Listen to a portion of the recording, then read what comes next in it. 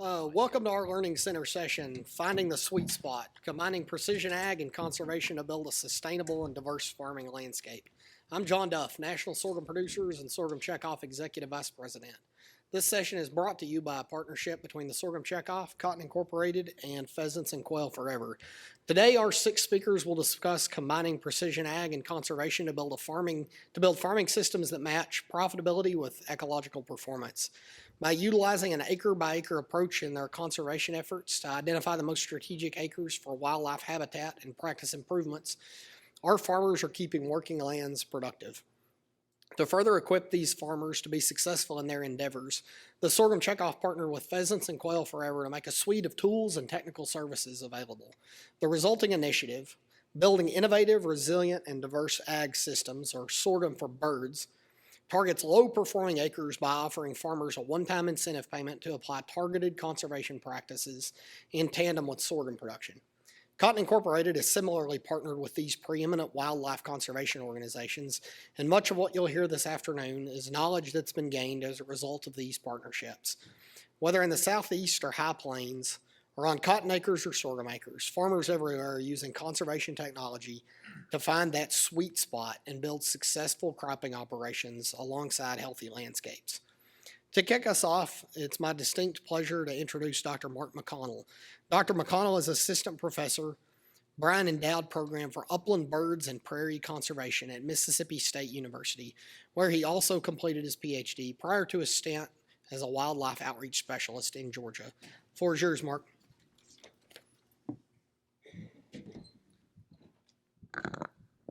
Thank you. I appreciate that.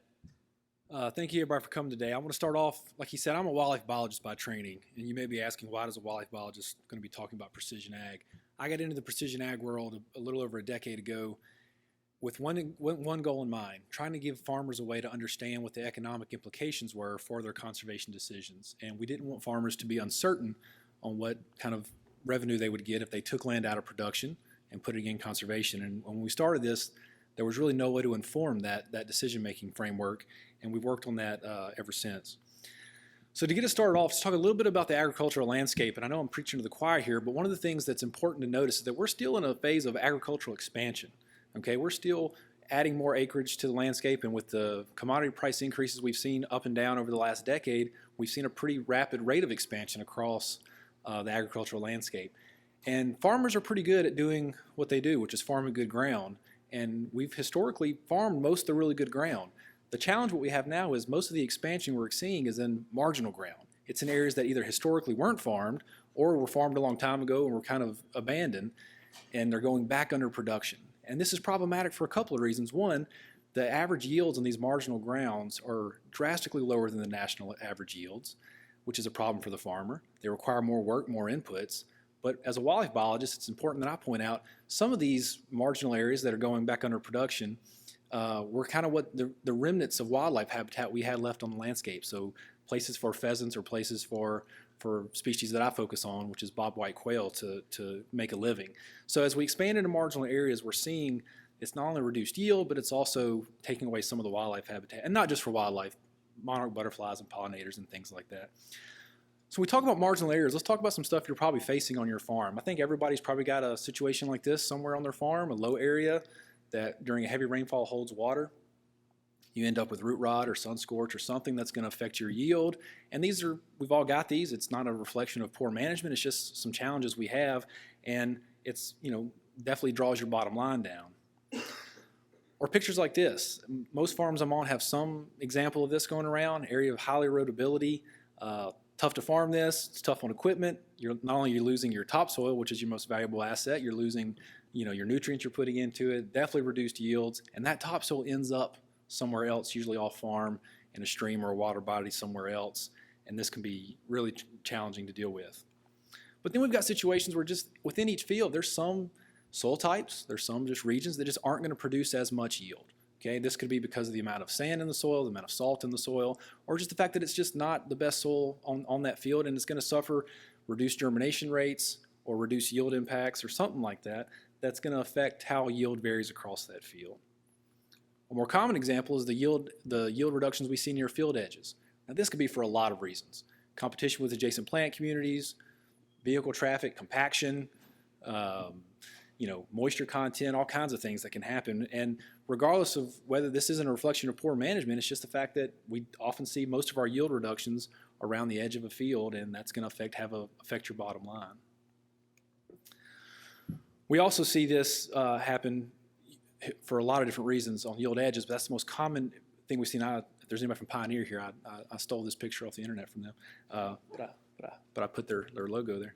It's a great picture that just shows how you see yield reductions near field edges, and sometimes this is variable rate, issue where as you're pulling equipment up and down off the edge of the field, you're not getting as good of application. There's a lot of reasons, and the reason I have 2 slides for it is it's the most common yield reduction area we see, the most consistent across multiple yield attempts that we looked at.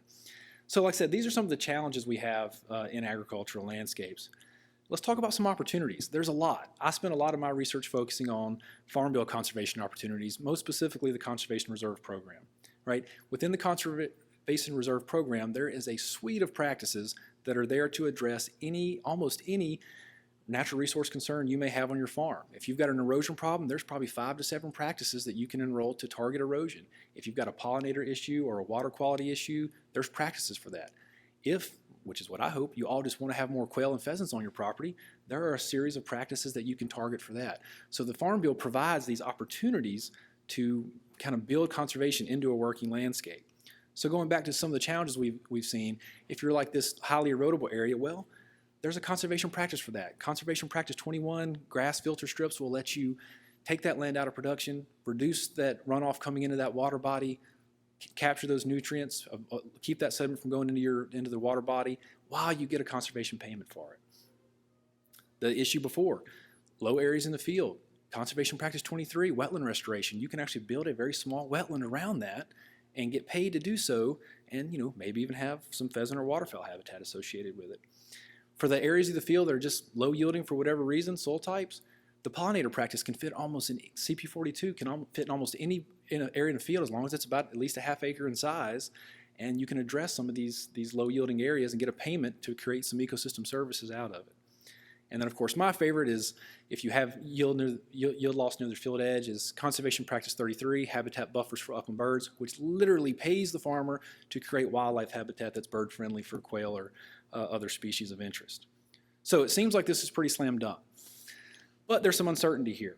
We, for years in my profession, have told people if you take land out of production and put it in conservation, it's going to be a good idea. We have never actually quantified the economic return on that until very, very recent history. So there's some uncertainty here in the economics.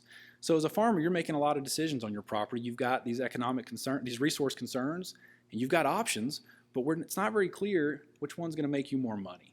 And what we want to be able to do is be able to quantify what's going to happen economically if you take land out of production and use it for some conservation benefit. And the way we do that is with precision ag conservation. Precision ag conservation. Precision agriculture is a suite of tools and technologies that allow us to quantify and map yield and economic loss throughout a field. There's a bunch of tools in it. Many of you use variable rate. The stuff I'm going to focus on today, which is what my research focuses on, is yield mapping, yield monitors. And it lets us quantify spatially where you're losing money, where you're making money. Okay? So it essentially helps us take away that economic uncertainty so we understand exactly where the field is producing, where the field is not producing. So, not your grandfather's tractor anymore. These tractors now have onboard computing systems, GPS technology. A farmer can literally watch yield vary across his field or her field as they're on the combine, getting time-specific information as they go. And this technology gives the information to the farmer so they can make an informed decision about their land use practices. And a lot of times we use this information to adjust our input rates or something like that. But there's another way we can use it. So remember, I talked about the conservation opportunities in the Farm Bill, but these are actually economic opportunities too. And with each Farm Bill, the economics shift just a little bit, but you get paid to enroll in these programs. They come with pretty substantial cost share incentives, payment incentives, sign-up incentives.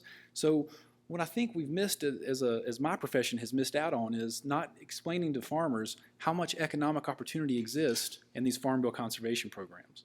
So I want to be able to let you know if there's a way to enroll a conservation program in an economically beneficial way that's going to help your bottom line. So how do we do this? The approach we've taken, we call it economically targeted conservation. We're using precision ag technology to spatially map profit across the field.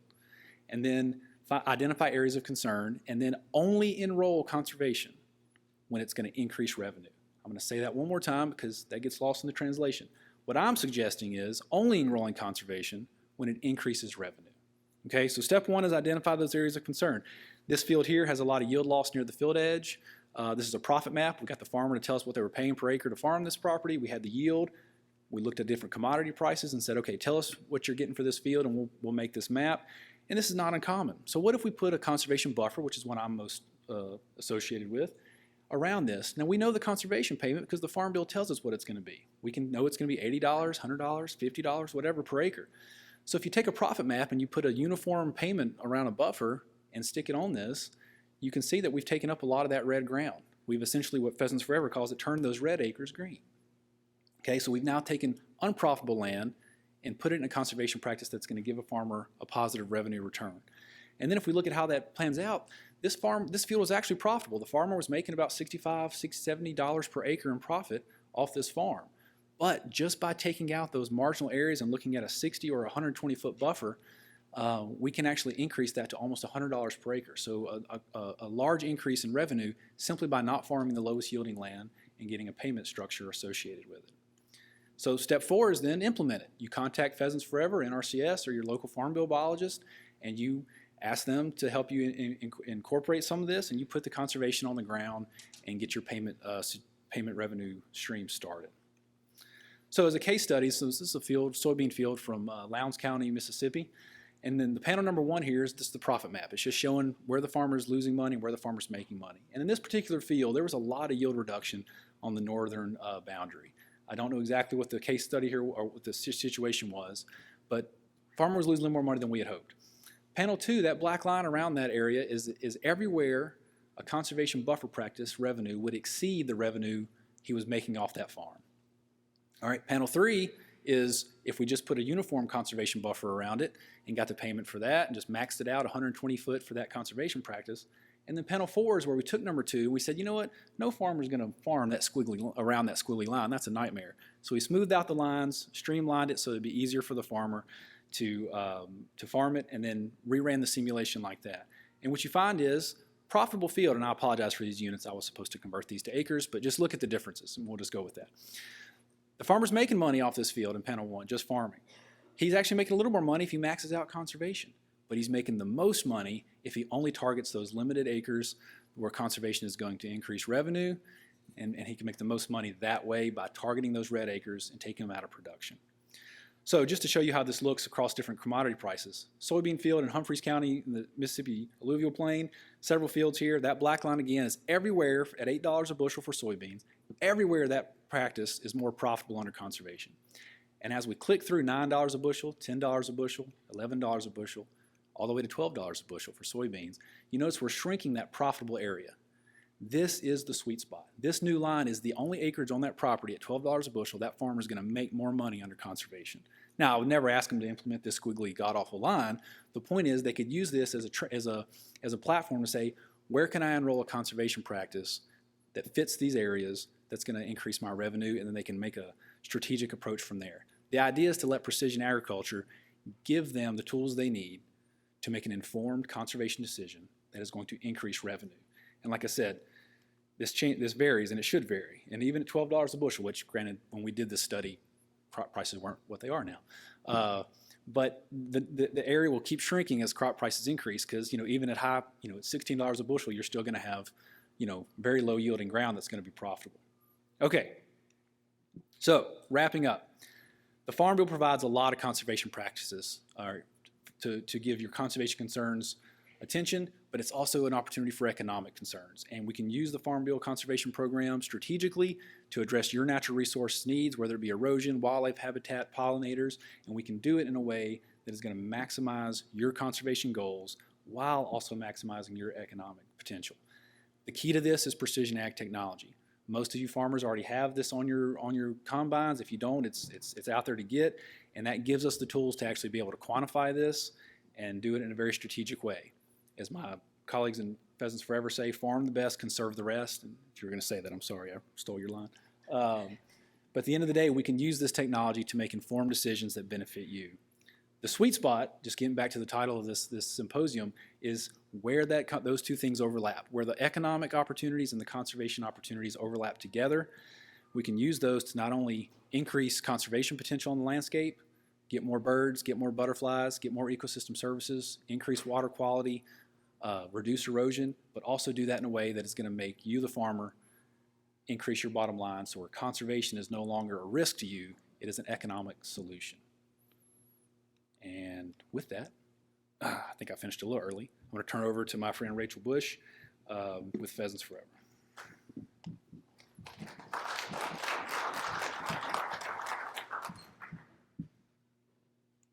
Thank you, Mark. I'll introduce myself. My name is Rachel Bush, and I am the Conservation Programs Manager for Pheasants Forever and Quail Forever. Mark only stole a few of my punchlines, turning red acres green and conserve the best, farm the rest, conserve the best, or the other way around. I guess what I'll do today, I'll start off because some of you in the seats might be wondering why Pheasants Forever and Quail Forever is at Commodity Classic and why we're up here on the stage. I think Mark introduced you to a little bit, but I'll give you a little bit of history about who we are as an organization and then hopefully explain why we're up here on the stage.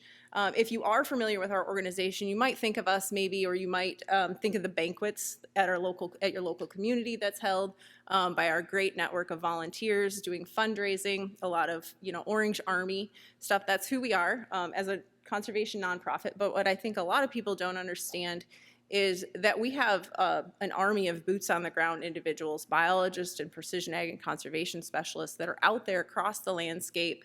A majority of them work in your local USDA service centers, and they're helping our partners at NRCS deliver Farm Bill programs, voluntary conservation. So this is our footprint where we stand now, 40 years since our organization was formed. The counties that are covered in are the counties in which we have chapters, where we have local volunteers raising funds for our mission. And then the blue dots are where we have boots on the ground, either through our Farm Bill Biologist program or our Precision Ag and Conservation Specialist. We have some certified wildlife biologists that work on specific initiatives. But this is part of how we work with private landowners. We know that we couldn't deliver our mission unless we're working with farmers and ranchers across the U.S. because that's who has the land, So we want to help deliver our mission by helping farmers and ranchers meet their stewardship goals. So why us and why here? I think I alluded to, we have a 40-year history. We originally started when we first started out as an organization working with private landowners to do small habitat projects. Maybe it was a shelter belt planting or a small grass planting that our local chapters were leading. But now you saw our footprint. It's over 200 technical experts that are out there on the ground across the U.S. In our 40-year history, we've impacted over 20 million acres, so we can reach a lot of people. And then why us, why here? We have shared geographies of interest with cotton and sorghum. That's pheasant range, that's quail country. And we know we need to work with farmers on a daily basis, and if we can, those benefits that overlap our organizations, those mutual benefits. So how does Pheasants Forever and Quail Forever help find the sweet spot? Mark alluded to his work in the academia world, but we've kind of brought that precision ag and conservation to the real world on the ground. We utilize current technology, and really, as our Army is out there working with private landowners on a daily basis, we're starting to introduce economics into that conservation conversation, so that it's not just about pheasants or quail habitat, it's about how can conservation help your farm make more money. And then to do that, we're looking at profitability versus yield. It's not just about increasing yields, it's about looking at your return on investment and then looking at profitability on the farm. For us as an organization, we work with landowners on a daily basis, many of which conservation comes front of mind. But when we start talking about economics and bringing economics into the discussion, that really allows us to reach new customers, those that maybe aren't so, that may not have conservation front of mind. And because we're reaching new customers, we're able to identify new acres of opportunity. So Mark showed a few maps, where he can identify those acres of opportunity. We're doing the same thing, but on the ground. And then the goal of our precision ag and conservation work is to really help build conservation into those working lands. So the next slide, I'll go through a couple real-world examples that our staff have worked on. So this is down in cotton country, and you just have some dry corners within this field where the yield was low, it wasn't penciling out as far as making money, the profitability was not there. And so this particular landowner was in the CSP program and was able to do pollinator habitat on that. So they worked both with our precision ag and conservation specialist and our farm bill biologist to identify these acres and then develop a plan along with seeding mix and helping get that practice implemented on the ground. And that's what this looks like, just on the edge of in the corner of that cotton field. In this next example, red acres, again, these are acres where this producer is losing money. And so in this particular field, when we have those red acres in active crop production, this producer was losing $50 an acre. So we worked with them they were also a mixed operator, so they had livestock.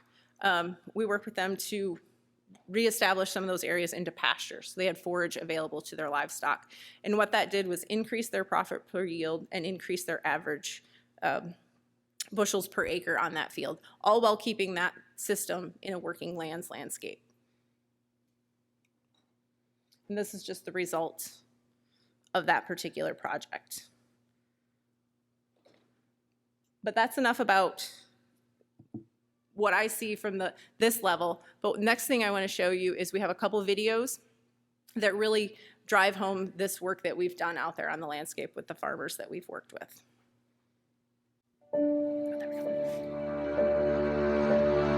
My name is Garrett Love. We have a farm here in Gray County, north of Montezuma, Kansas. We farm around 10,000 acres out here. My dad's always loved wildlife. He's always loved conservation. The reason why we grow sorghum is because it's unbelievable how far it can go with very tough conditions, with minimal water. Sorghum's really an inherently sustainable crop. It is very water smart, produces a really nice amount of biomass and residue, which helps protect the soil. When it comes to wildlife, especially game birds, sorghum's really cool. It has this way of supporting the populations that's really unique. Linking this working ground, right, this sorghum field with a conservation area or a habitat, they really make a pretty fantastic foundation for those populations to do extremely well. What we're standing in right now is a corner of a pivot circle. The Loves decided to go ahead and apply a conservation practice here. And so what they have here is a native warm season grass seeding. This area is providing exceptional wildlife habitat. And when you marry a practice such as a native grass seeding directly adjacent to standing sorghum, you're just setting the table and creating a great recipe for a lot of birds and a lot of opportunity. We're really looking forward to partnering with Pheasants Forever and Quail Forever. They're an organization that has really put a lot of effort and energy into combining the goals and the common interests of wildlife conservation and working lands and agriculture. You know, one thing I really enjoy about working with landowners in the state of Kansas is they have a real passion and pride for the land that they farm. And wildlife conservation and resource conservation at large runs deep. A lot of what we do for long-term sustainability and the different practices is for future generations.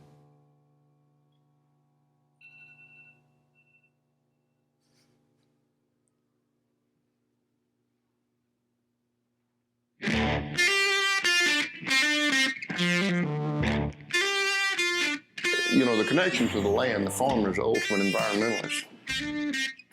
There's nothing finer than watching quail and hearing a bobwhite whistle. You know, and it used to be you could just walk out of your house and you could just hear it. So whenever you find a part of your land or part of the field that maybe isn't producing profitable, you identify those areas, take them out of production, and create habitat for birds, bees, pollinators, etc. And meanwhile, focus on making the other parts of your land more profitable. The excitement really takes off. And Nick is someone who's showing that. He's incorporating all the latest precision technology to make the greatest decisions he can. And it's my job to leave the environment and the land better than when I got there, for my children, for their children, for the next generation.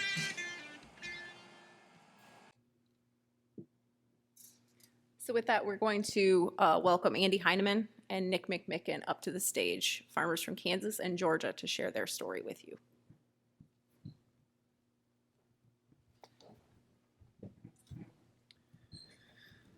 Hi, I'm Andy Hineman. I'm from Western Kansas, dryland farmer, 5th generation dryland farmer, and we grow wheat, sorghum, and corn on our farm, about 15,000 acres, and then we rotationally graze about 4,000 acres of grass. So I guess I'm here today to talk a little bit about our journey with conservation and what we've done on our farm.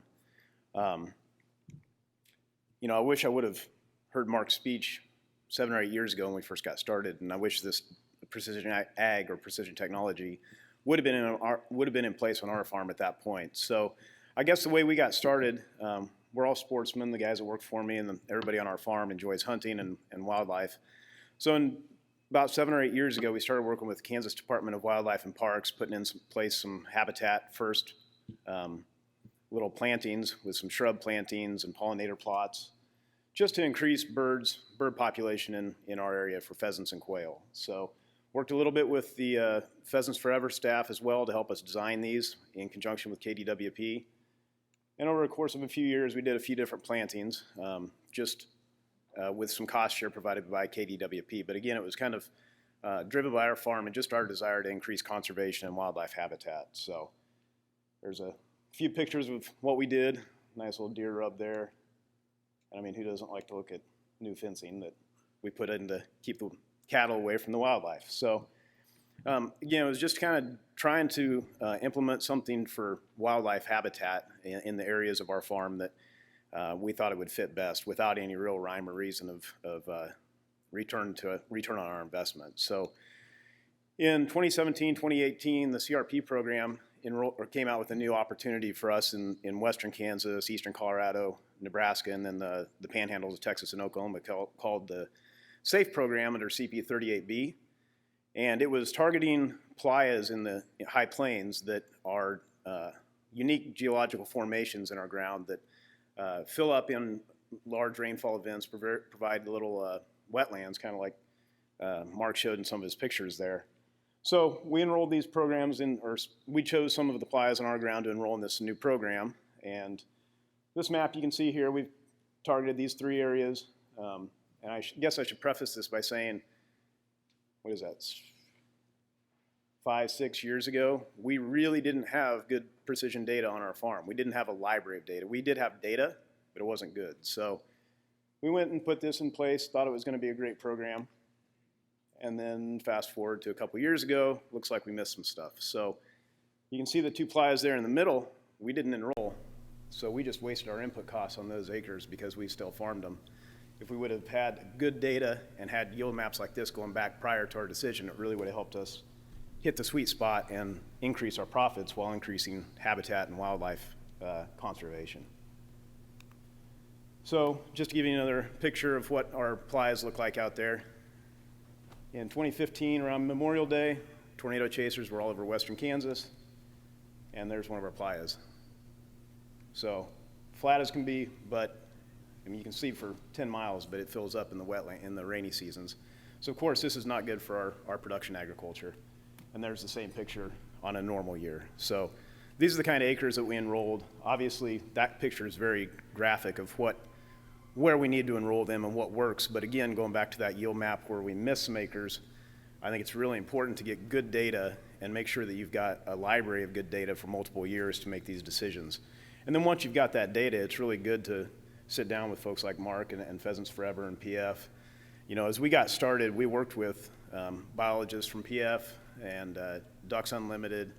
They kind of turned us on to the SAFE program and showed us what was available out there, and then worked with the FSA office and the NRCS office to really put plans together. So use your associations, use PF, QF, use DU, use NRCS, FSA, use whoever's out there that's got the information on the different programs, because it does get a little overwhelming. So what's next? We're still in this journey. We're still looking at our yield maps. Here's an example of one of our fields that's still got some problem areas. We're looking at the new sorghum PF birds program. We're talking with some of Rachel's staff right now. And this is just an example. We've got about 5 or 6 fields that have problem areas like this that we're currently targeting. So looking at EQIP, looking at different programs that are out there and talking with, again, the different associations and staff that can help give you some knowledge. So that's kind of our story. I'll pass it on to Nick here, who will talk a little bit about his experiences.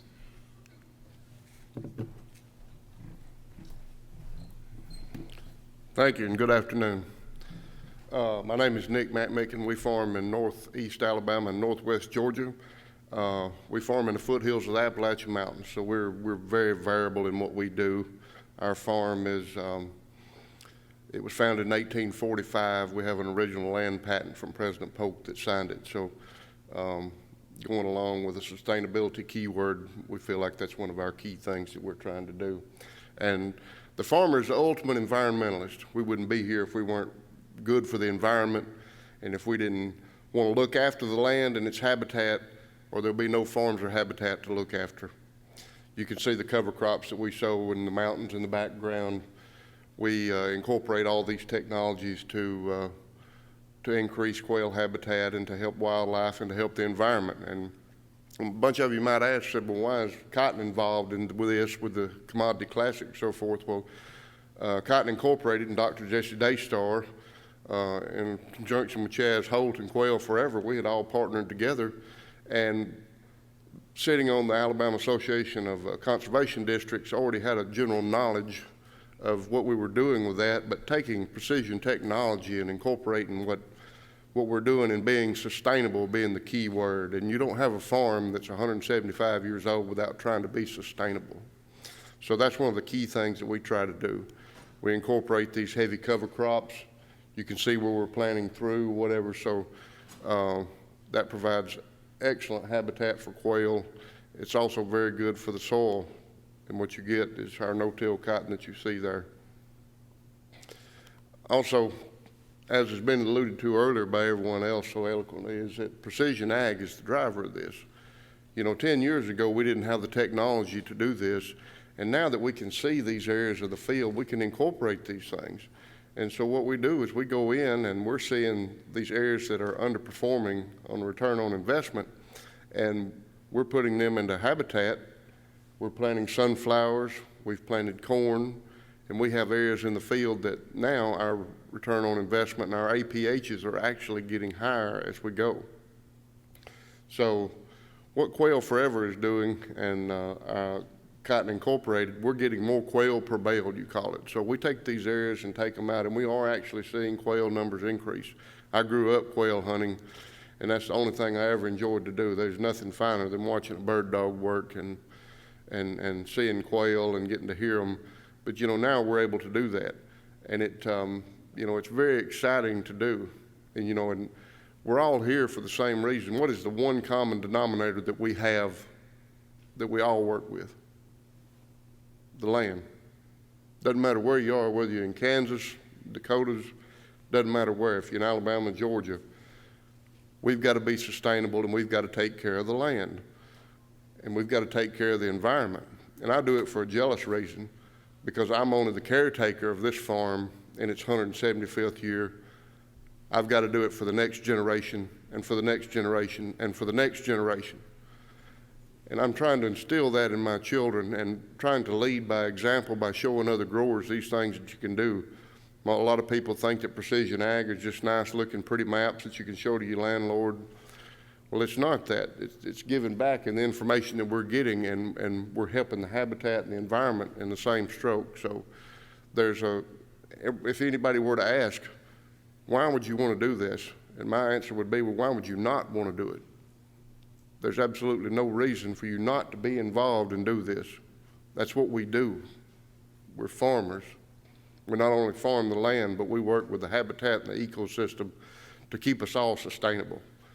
And I'd like to thank Cotton Incorporated for the opportunity to do this, and Chaz Holt, and I've got my county agent, Eddie McGriff, here with me that works very closely, and we identify these areas, and we've actually started planting sun hemp. We have deer deprivation that are eating up our crops, and so we've started planting sun hemp to do that, and it's helping us to keep these areas and our return on investment more available. So I encourage everyone to look at this very strongly, and there's always some way to be involved.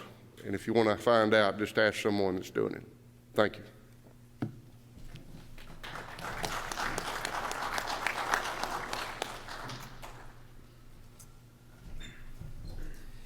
Hello, everyone. My name is Dr. Jesse Daystar. I'm Chief Sustainability Officer at Cotton Incorporated. And first, I'm just blown away by the leadership and expertise sitting on this stage, wide-ranging and I really think innovators in their field. So Cotton Incorporated, we are, our organization's here to improve demand and profitability at cotton. Projects like these, working with precision agriculture, increasing biodiversity, is really key to both those goals, as well as sustainability, particularly as cotton is trying to sell a product to a global supply chain. Consumers are looking for sustainable products. Brands are making commitments to sourcing sustainable raw materials.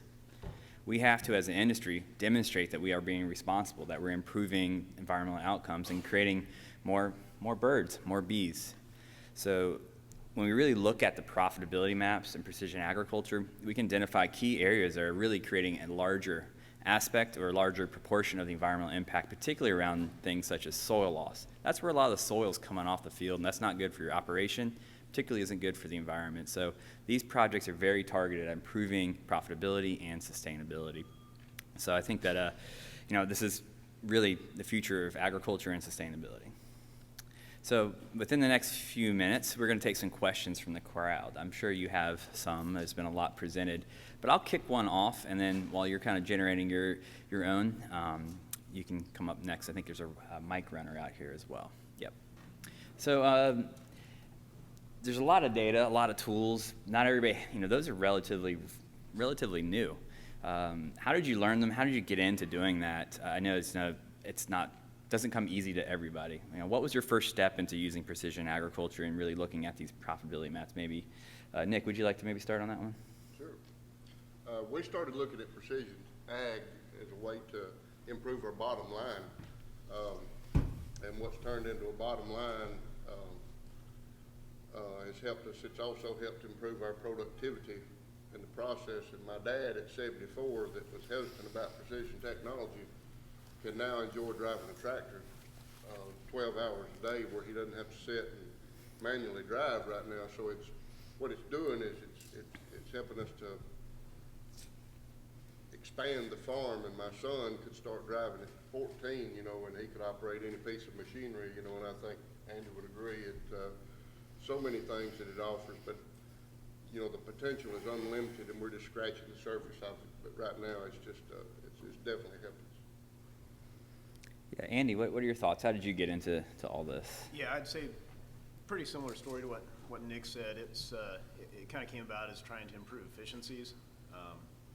As far as the yield maps go, that's kind of an extra benefit of the automation and the auto steer technology. Once that was in place, then the yield maps kind of came second. But now that's the key ingredient is the yield maps, because that drives a lot of our decisions on the farm, from the conservation choices we're making now, but also allows you to do variable rate seeding, variable rate fertility, which we're doing, and it's kind of an evolution of the technology and how it's being implemented on our farm. But it all kind of came back to the efficiencies and able to cover more acres more efficiently and make those acres more profitable. That's excellent. Rachel, how does PFQF, how do they support growers' journeys into technology and precision agriculture? I think with us, with our precision ag and conservation specialist, it's helping them kind of break down that misconception that may be out there that, adopting conservation comes at a sacrifice to profit. I think a lot of farmers are collecting the data, but they may not be necessarily working the way through it, looking at subfield profitability. So our team on the ground is actually helping them work through that steps and breaking down that misconception by using their data, their yield, their economics to show them that in some instances, on some areas of the field, conservation can actually make you more profitable. Definitely. And Mark, you're, last but not least on this train of thought here, you certainly are a pioneer in looking at profitability maps. I'm sure they've come a long ways, but what's the next step? And is it just we need to adopt more of that, or do we have some more innovations on the research side? Yeah, that's a great question. I think Nick said we're just scratching the surface, and I couldn't agree more. We started doing this in 2009, 2008 with the profit maps and using it to help farmers make decisions. But it wasn't that common to show a profit map back then and look at what it meant. Now that's standard in industry. I mean, everybody's got a profit mapping software. So I think the technology is rapidly developing, and it means we're going to have way more stuff we can do in the future. But like Rachel said, having this technology and using this technology to make decisions is two different things. So I think we've still got a little ways to go before more farmers are comfortable trusting their data and using the data. And then once we kind of reach some kind of threshold there that I don't know what that is, I think there's way more stuff we could do in terms of, like I said, the approach I've taken in my research is a rather simplistic approach to just making a decision. What I'd like to be able to do in the future is incorporate way more of the risk factors farmers are considering when they make decisions, other than just the economics of it. So I think there's a whole new field of research there that help us academics better understand all the different mechanisms that switches that landowners have to turn on and off to make a decision. And we're not quite there yet on the academic side, because we're usually trying to catch up with farmers and what they're doing in their brain already. So, but we're trying. That's excellent. It's always nice to see research that, as Cotton Accord, we fund research. It's always great to see that research going out to helping cotton growers improve their profitability and the land. You spoke of profitability map software. A question? Yeah, go ahead. Mm-hmm. Perfect. Mic check.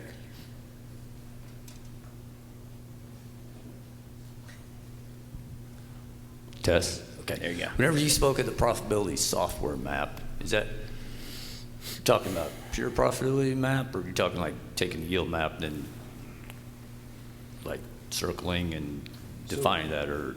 So can you hear me on this?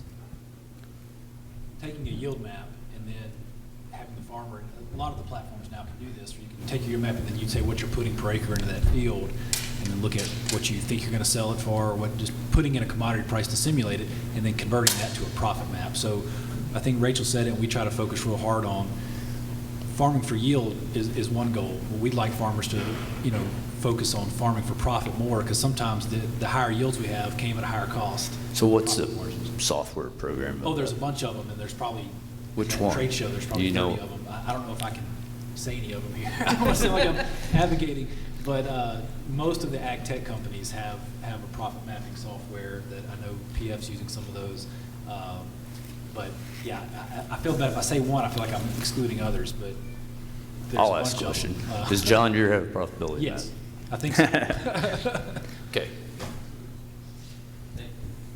Any other questions from the crowd? That's excellent. One back in the, yeah.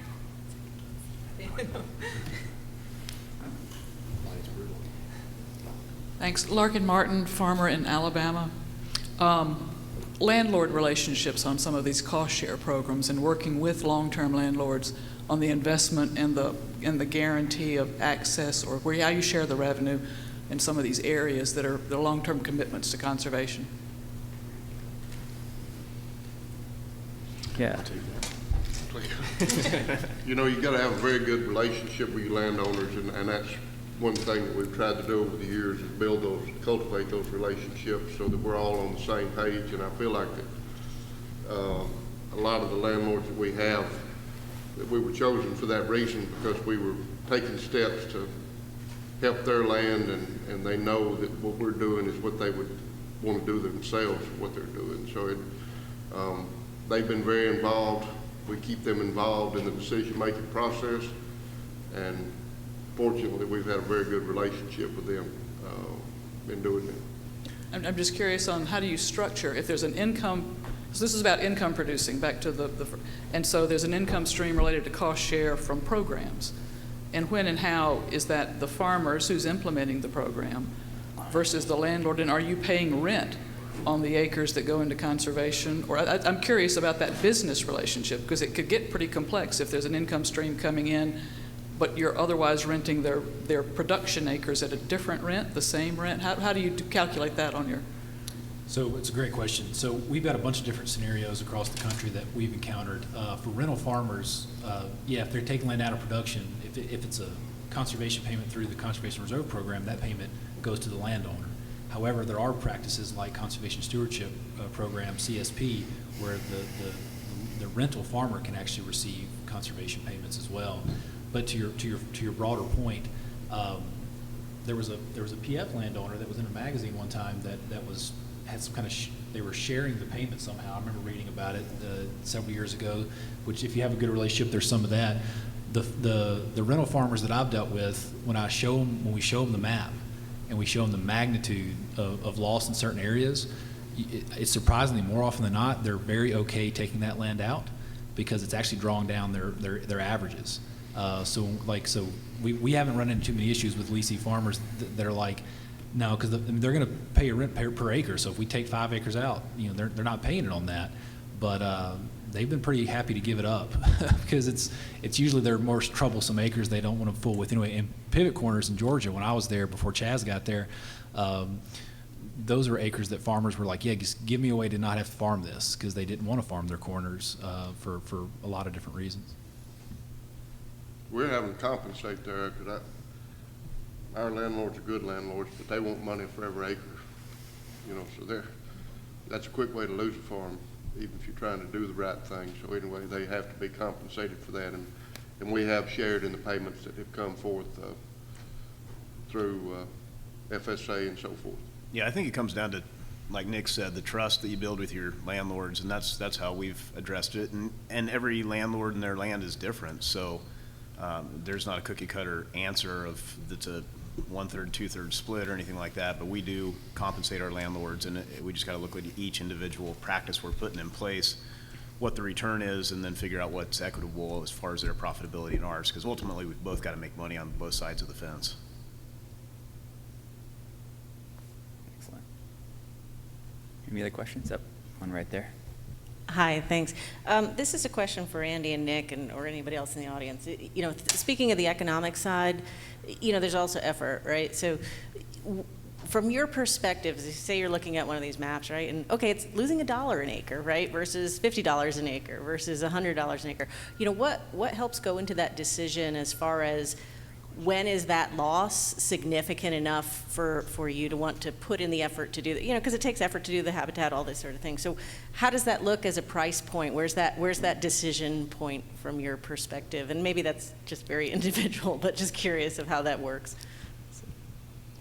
Well, I can look on my yield map if we're picking cotton, and I can tell you, of course, knowing the farms that we work, I know those areas where they're underperforming and they're pulling down our APH. So if I go from, say, I'm picking 1,000 pounds of cotton down to 500 or 600, I know that I can do something different with that, and I may end up building the land back up and doing that. So it's strictly on I just kind of know where it is. And a lot of those places are hard to work too, so it increases the efficiency of the farm.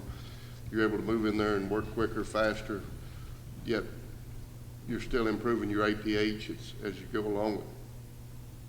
Yeah, I think there's variables that go into that. It's not just your dollars per acre, but it's the efficiencies.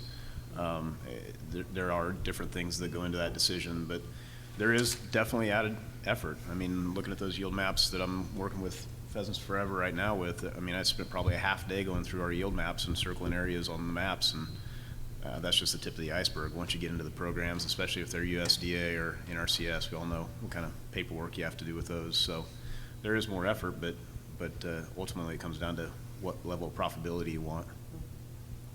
Thank you. Anything else from the crowd?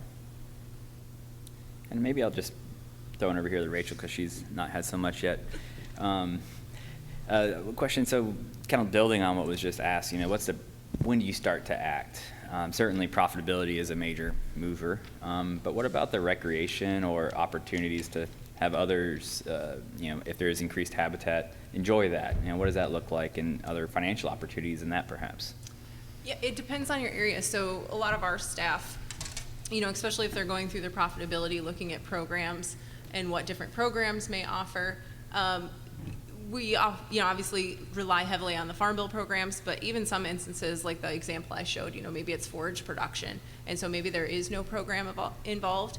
But a lot of states, being a organization that has a lot of hunter members, a lot of our staff will maybe recommend walk-in access programs that are available through other states so that you can layer additional opportunities for economic return. States have access programs and they pay a couple bucks to $10 additional for an acre if you enroll it into that program. So a lot of our staff are versed in those programs outside of USDA programs, so that you can layer financial opportunities that may offer other benefits, both to wildlife and to hunters. Excellent. I can call it from a financial aspect, but I know from planting habitat for ducks, it's keeping my son at home hunting instead of me having to pay for him to travel. Fringe benefit. Intrinsic value. A happy home, everybody's very happy with that, you know, so that's an important part of the process. I don't think we have that on the crop budget, you know, the intrinsic value of having family at home. Yeah, so certainly there's reasons beyond just profitability that one might get into this, certainly.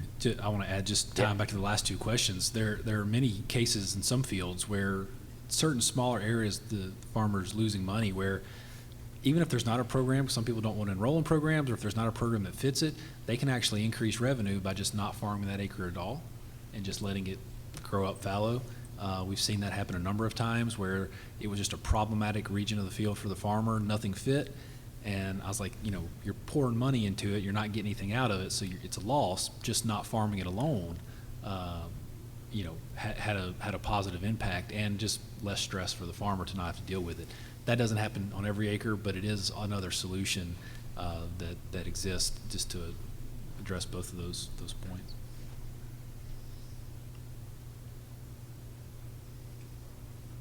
Anything else from the crowd?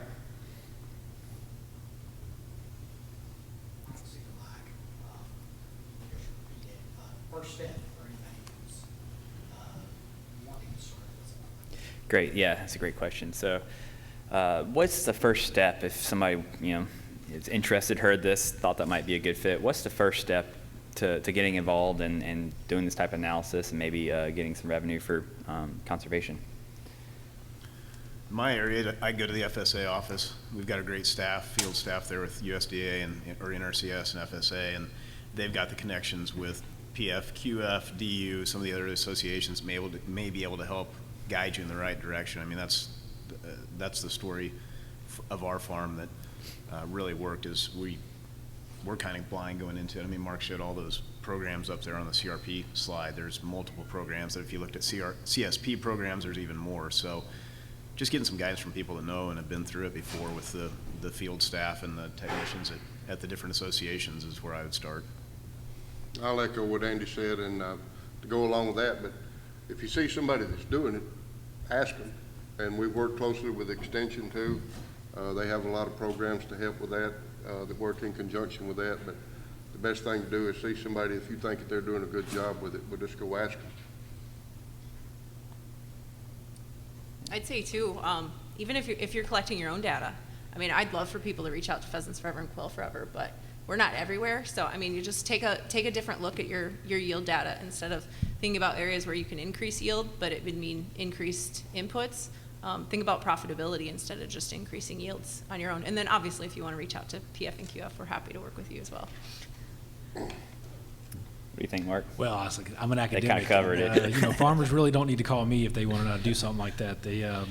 But what I have found, then, to echo somebody said it earlier, there's usually a farmer somewhere around close that's doing something like that, and I'm a big fan that farmers are their own best cheerleaders. You know, let a farmer tell you their success story. I work with a guy in Clay County, Mississippi, who's just poured the conservation. He gets so many payments. It's scary how much money he gets, you know, from the federal government for his conservation practices. And when landowners are in that area ask questions, I send them to him because he knows more about it than I do. And he knows what works and what doesn't, and what's more trouble with the paperwork and what's not. I don't know that stuff. I've never filled out one of these contracts. And so, you know, I've got the benefit of just talking about what's cool, but I don't actually have to go do the paperwork. So letting the farmers tell the other farmers what's good is a really solid model that I'm a big fan of. I think that's some great advice. Always can learn from our peers. So with that, I'm going to finish up here and say I'm just really impressed by everybody here at this table, and I really appreciate everybody, particularly the producers here, coming down to share their experiences and all the hard work from Pheasants and Quail Forever and the research from Mark. So with that, I'll pass it over to John Duff. Thank you. Well, that was excellent. I was texting my dad a few things and a few different places that we have that probably need to lay out and probably should have been laid out many, many years ago. So I wish he had been here to hear that. That was a great testimony. One thing I want to flag for everyone is we talk a lot about climate smart agriculture, and it's certainly the talk of this commodity classic. The secretary mentioned it this morning. Certainly, there's $1 billion out on the street right now to do climate smart ag and forestry practices, to do pilots, to figure out what works for farmers, to figure out how to monetize, quantify, and value these practices. There's a knee-jerk, though, to focus exclusively on carbon a lot of times in those discussions, and I think that's a mistake. What you saw here today and what these folks are doing, these are climate smart practices, not just sustainability practices, but climate smart practices.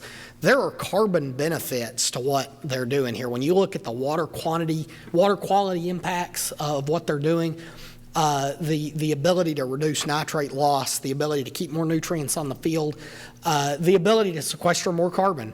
What these folks are doing is climate smart agriculture, really at its finest. So when you have the opportunity to weigh in and be involved in the climate smart ag discussions, remember this. Remember that there's something for everyone, and that these practices, these thought processes are just as, if not more important than any other sustainability practices from a climate smart perspective. Reminder that there are CEU credits or a sign-up sheet in the back. I think there's a table outside the door that you can sign to get CEU credits. Don't forget that. Thanks for all of our speakers and for Cotton Incorporated, Pheasants and Quail Forever for partnering with us to sponsor this Learning Center session. We hope you enjoy the rest of Commodity Classic and pray that you stay safe while traveling home. Thanks for joining us.